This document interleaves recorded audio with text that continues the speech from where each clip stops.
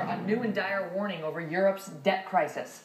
A top banker there says that there are just 7 working days left right now to prevent the collapse of that continent's common currency, known as the euro.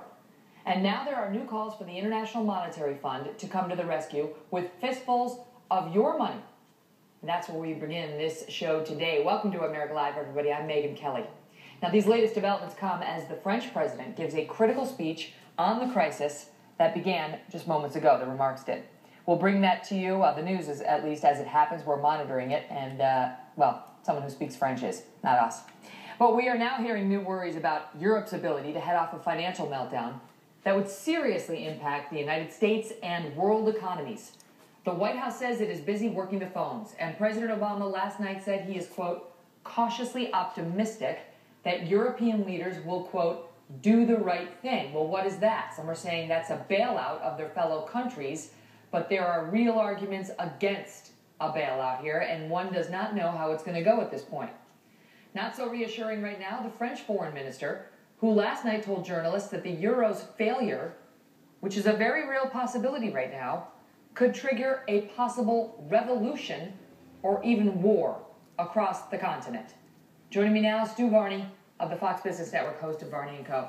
Stu, the warnings on this get more and more dire every day. You're talking the French foreign minister predicting possible revolution or war if they don't reach some sort of a deal to save this currency and what? Save the countries that they're now looking at that need serious bailouts like Italy? Yes, that's what you're talking about. First of all, let's bring this one home, Megyn. If there is a collapse of the euro, Europe goes into a depression, and we get hurt seriously here in America. You have a depression over there, you have a clear slowdown over here. Now, you've got 7 working days left to get some kind of a deal. Personally, I think that a collapse still looks likely. Not possible or probable, but likely. Why? Because Germany would have to okay any internal bailout. For them to okay the printing of money within Germany and a bailout of the European continent, they have to agree to German dominance of the continent. That means Germany will be telling the Italians how much they've got to pay in tax, telling the Greeks when they can retire, telling the Spaniards how much they can earn on unemployment benefits, telling the French how much they can spend in a hospital. That kind of German dominance is not likely to be popular in Europe. That's why you've got the French foreign minister talking about war and revolution. I therefore say that a collapse is still likely. It's still very much on the cards. All right, so if that happens and Europe doesn't bail itself out, essentially, because you've got Germany imposing these conditions and the rest of these countries saying, well, wait a minute, we still want our national sovereignty. We want your dough, Germany, but we want our national sovereignty. Then Europe looks to the IMF, among others. And that's us. We're the biggest stakeholder in the IMF, the International Monetary Fund. So what does that mean for the United States and the American taxpayer? That would mean a direct American taxpayer bailout of Europe. As you say, we provide 17% of the IMF's budget. So if the IMF comes up with, say, $1 trillion, that's 170 billion US dollars that's in there, and that is taxpayer dollars.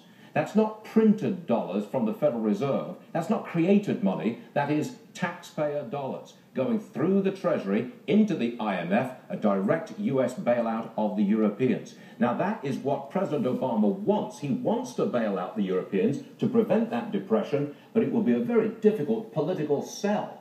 How would we explain, how would the President explain that he is bailing out the Europeans when they won't do it themselves?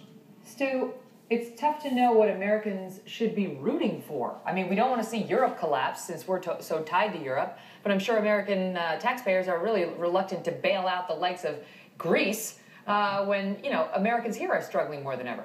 I guess what we in America would most like to see is that the Germans agree to a bailout internally of Europe, where our money is not involved, but Europe is bailed out and a depression prevented.